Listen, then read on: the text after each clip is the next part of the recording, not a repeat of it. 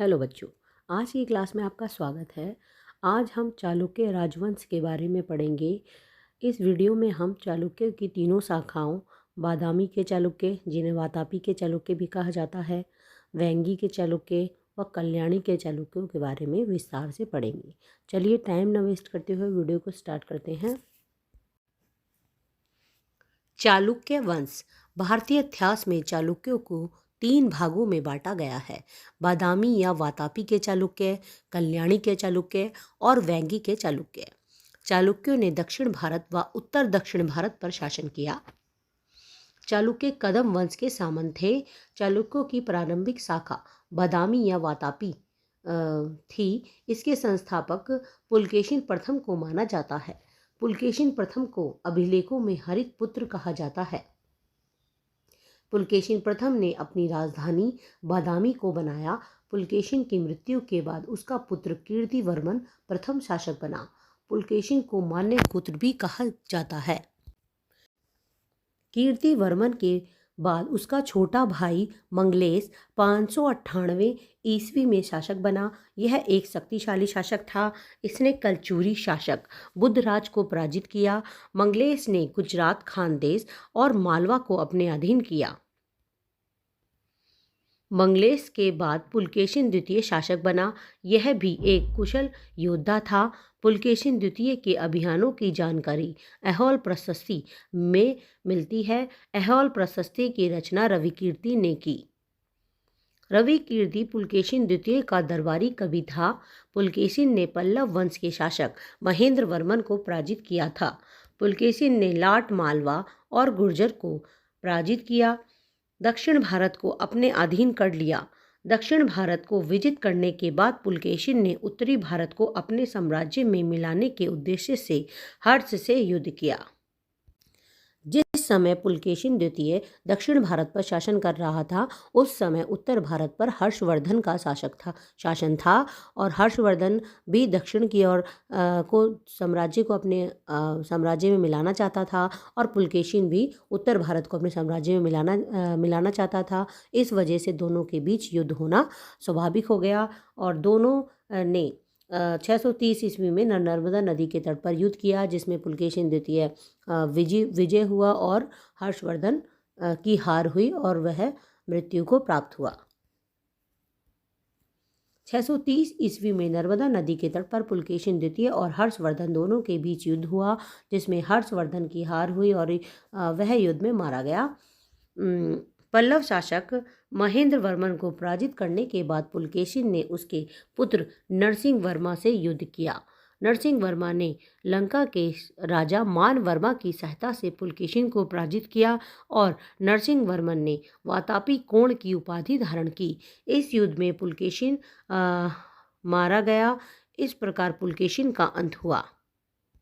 पुलकेशिन द्वितीय पल्लव राजा महेंद्र वर्मा को तो उसने पराजित किया, परंतु उसके पुत्र नरसिंह वर्मा से युद्ध में हार गया और इस युद्ध में वह मारा गया और नरसिंह वर्मा ने इसमें वातापी कोण की उपाधि धारण की। पुलकेशिन के बाद उसका पुत्र विक्रमादित्य प्रथम शासक बना। विक्रमादित्य ने पल्लवों को पराजित किया और पुणे बादामी को अपनी राजधानी बनाया। मतलब विक्रमादित्य ने जो पल्लवों के पास क्षेत्र चला गया था उसको दोबारा जीता और पुनः बादामी को अपनी राजधानी बनाया। इस युद्ध में जयसिंह वर्मन, जो इसका छोटा भाई था, ने विक्रमादित्य की मदद की थी। इसी कारण जयसिंह वर्मा को लाट का गवर्नर घोषित किया। विक्रमादित्य के बाद उसका छोटा भाई विनयादित्य शासक बना। विनयादित्य के बाद उसका पुत्र विजयादित्य शासक बना। इसने उत्तर भारत के कुछ भागों को विकसित किया। विजयादित्य ने सर्वाधिक समय तक शासन किया। विजयादित्य के पश्चात विक्रमादित्य गद्दी पर विराजमान हुआ। इसने अरबों से युद्ध कर उन्हें पराजित किया और अरबों को विक्रमादित्य ने पुलकेशिन व राष्ट्रकूट शासक को दंतीदुर्ग की सहायता से पराजित किया। विक्रमादित्य के बाद कीर्तिवर्मन द्वितीय सिंहासन पर बैठा। 752 ईस्वी में दंतीदुर्ग ने विरोध कर दिया और स्वयं को स्वतंत्र घोषित कर दिया। दंतीदुर्ग के बाद कीर्तिवर्मन ने दोबारा शक्तिशाली होने का प्रयास किया, परंतु दंतीदुर्ग के चाचा प्रथम ने कीर्तिवर्मन को पराजित कर दिया। इस कारण बादामी के चालुक्यों का पतन हुआ और कीर्तिवर्मन वातापी के चालुक्यों का अंतिम शासक बना। कल्याणी के चालुक्यों का संबंध नेक्स्ट हम पढ़ेंगे कल्याणी के चालुक्य। नेक्स्ट है हमारा कल्याणी के चालुक्य। कल्याणी के चालुक्यों का संबंध बादामी या वातापी के चालुक्यों से था। कल्याणी के चालुक्यों का संस्थापक तैलभ प्रथम को माना जाता था। तैलभ प्रथम ने महाराजा धीराज की उपाधि धारण की थी। तैलभ प्रथम का विवाह राष्ट्रकूट शासक कृष्ण की पुत्री से हुआ था, जिसने विक्रमादित्य चतुर्थ को जन्म दिया था। विक्रमादित्य चतुर्थ का विवाह चैंदी शासक लक्ष्मण सेन की कन्या बौंथा देवी से हुआ। कल्याणी के चालुक्यों का चिन्ह वारा था। तैलभ प्रथम के बाद तैलभ द्वितीय शासक बना। तैलभ द्वितीय विक्रमादित्य और बौंथा देवी का ही पुत्र था। तैलभ द्वितीय राष्ट्रकूट का सामंत था। तैलभ द्वितीय ने राष्ट्रकूट शासक कृष्ण कर्क द्वितीय को पराजित कर स्वयं को सामंतता से स्वतंत्र घोषित कर दिया। राष्ट्रकूट के पतन के बाद तैलभ द्वितीय ने नर्मदा नदी व तुंगभद्रा नदी के बीच अपना साम्राज्य स्थापित किया। तैलभ द्वितीय ने मान्यखेट को अपने साम्राज्य की राजधानी बनाया। तैलभ द्वितीय ने चोल शासक उत्तम चोल को पराजित किया। तैलभ द्वितीय ने लाटों व गुर्जरों को हराया। तैलभ ने परमेश्वर महाराजा धीराज की उपाधि धारण की। अनुश्रुतियों के अनुसार तैलभ को कृष्ण का अवतार माना जाता था। तैलभ द्वितीय ने शिलाहार वंशी शासकों को पराजित किया। तैलभ ने एक बड़े साम्राज्य की स्थापना की। तैलभ द्वितीय ने चक्रवर्ती की उपाधि धारण की।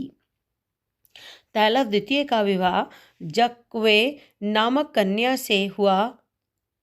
जाक्वे व तैलभ द्वितीय के दो पुत्र सत्याश्रय व दशवर्मन थे। तैलभ द्वितीय के बाद सत्याश्रय शासक बना। सत्याश्रय अपने पिता की भांति साम्राज्यवादी शासक था। सत्याश्रय ने शिलाहार वंश के शासक को पराजित किया और उसका साम्राज्य पर अधिकार कर लिया। सत्याश्रय ने गुर्जर शासक चामुंडराज को पराजित किया। सत्याश्रय ने परमार शासक मुंज को भी पराजित किया। परमार शासक सिंधुराज ने सत्याश्रय को पराजित कर मुंज द्वारा खोए हुए प्रदेश को पुनः प्राप्त कर लिया। सत्याश्रय के कोई पुत्र न होने के कारण दशम वर्मन, जिसे यशोवर्मन भी कहा जाता था, के पुत्र विक्रमादित्य पंचम शासक बना। कौथुम ताम्रपत्र से उसकी दक्षिण कौशल पर विजय का वर्णन मिलता है। विक्रमादित्य के पश्चात उसका छोटा भाई अयन शासक बना। अयन ने कुछ सप्ताह तक ही शासन किया। अयन के बाद विक्रमादित्य पंचम, जो छोटा पुत्र था उसका, जयसिंह द्वितीय सिंहासन पर बैठा। जयसिंह द्वितीय ने परमार शासक भोज को पराजित किया।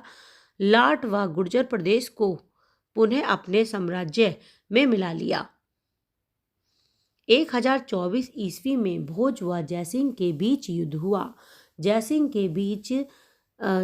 के बाद उसका पुत्र सोमेश्वर प्रथम शासक बना।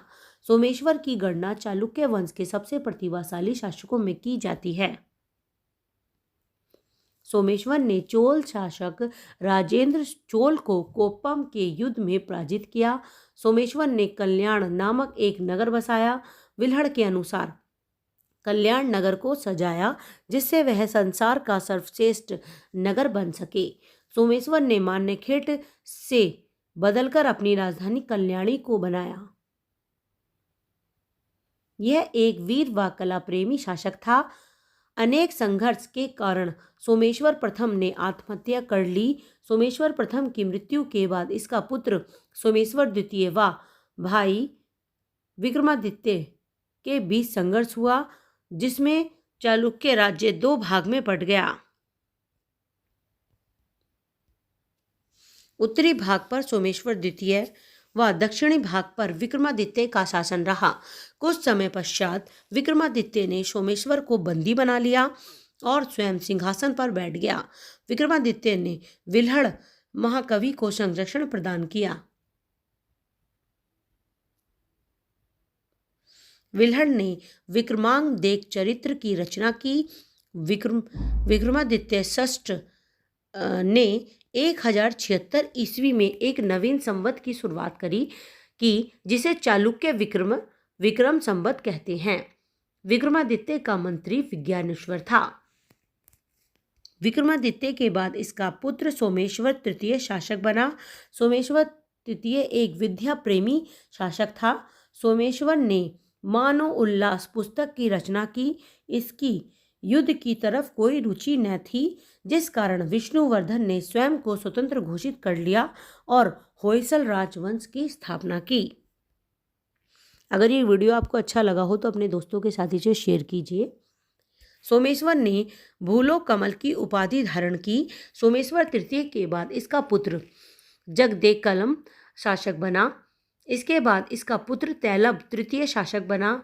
इसके काल में होयसलों, काकतीयों व यादवों ने विद्रोह कर दिया।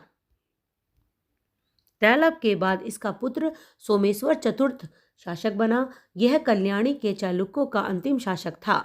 इसके ने कल्याणी का पुनरुद्धार करवाया।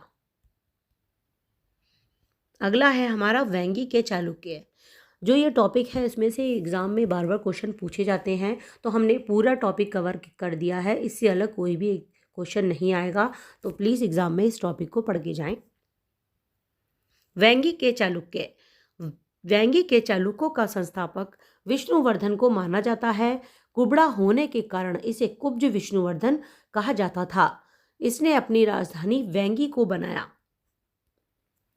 विष्णुवर्धन को पृथ्वी का युवराज व मकरध्वज भी कहा जाता है। विष्णुवर्धन ने महाकवि भारवी को आश्रय प्रदान किया। ये क्वेश्चन एग्जाम में आता है कि किसने महाकवि भारवी किसके दरबार में थे, तो वो विष्णुवर्धन के दरबार में थे। इसके पश्चात इसका पुत्र जयसिंह प्रथम शासक बना। जयसिंह के समय बादामी के चालुक्य शासक पुलकेशिन व पल्लव नरेश नरसिंह वर्मन के बीच युद्ध हुआ। इस युद्ध में जयसिंह ने पुलकेशिन की कोई सहायता नहीं की, जिससे पुलकेशिन युद्ध में मारा गया। जयसिंह के बाद उसका छोटा भाई इंद्र भट्टारक शासक बना। इसने सिंह विक्रम व त्यागधेनु की उपाधि धारण की। इसने 7 दिनों तक ही शासन किया। इंद्र के बाद इसका पुत्र विष्णुवर्धन द्वितीय शासक बना। इसने विषम सिद्धि व पर्ल्यादित्य की उपाधि धारण की। विष्णुवर्धन द्वितीय के समय भूमि दान का उल्लेख प्राप्त होता है। भूमि दान देने की प्रथा विष्णुवर्धन द्वितीय ने ही शुरू की थी। सबसे पहले इसी के काल में भूमि दान का उल्लेख मिलता है। विष्णुवर्धन द्वितीय के पश्चात इसका पुत्र मंगी युवराज शासक बना। इसने विक्रमादित्य या विजय सिद्धि की उपाधि धारण की। मंगी युवराज दर्शन शास्त्र व न्याय शास्त्र में निपुण था। उसने शास्त्रार्थ द्वारा नास्तिक बौद्धों को आंध्र प्रदेश छोड़ने पर विवश कर दिया। मंगी के बाद उसका पुत्र जयसिंह द्वितीय शासक बना। जयसिंह ने अपने भाई विजय आदित्य वर्मा को कलिंग का गवर्नर बनाया। विजयादित्य ने स्वयं को स्वतंत्र घोषित कर दिया। जयसिंह द्वितीय ने सर्वलोकाश्रय व सर्वसिद्धि की उपाधि धारण की। जयसिंह द्वितीय के बाद उसका छोटा भाई सिंहासन पर बैठा। इसके बाद विष्णुवर्धन तृतीय सिंहासन पर बैठा। विष्णुवर्धन तृतीय ने त्रिभुवन कुश व विषम सिद्धि की उपाधि धारण की। इसके पश्चात इसका पुत्र विजयादित्य प्रथम शासक बना। विजयादित्य के समय बादामी के चालुक्यों का राष्ट्रकूट ने उन्मूलन कर दिया।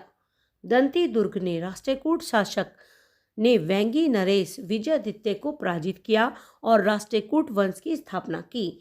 विजयादित्य के बाद विष्णुवर्धन चतुर्थ शासक बना। इसने राष्ट्रकूट शासक गोविंद द्वितीय व ध्रुव से युद्ध किया। विष्णुवर्धन ने गोविंद राज्य का साथ दिया, परंतु ध्रुव विजय हुआ। ध्रुव ने विष्णुवर्धन को पराजित किया, जिससे विष्णुवर्धन ने अपनी पुत्री का विवाह ध्रुव से कराया।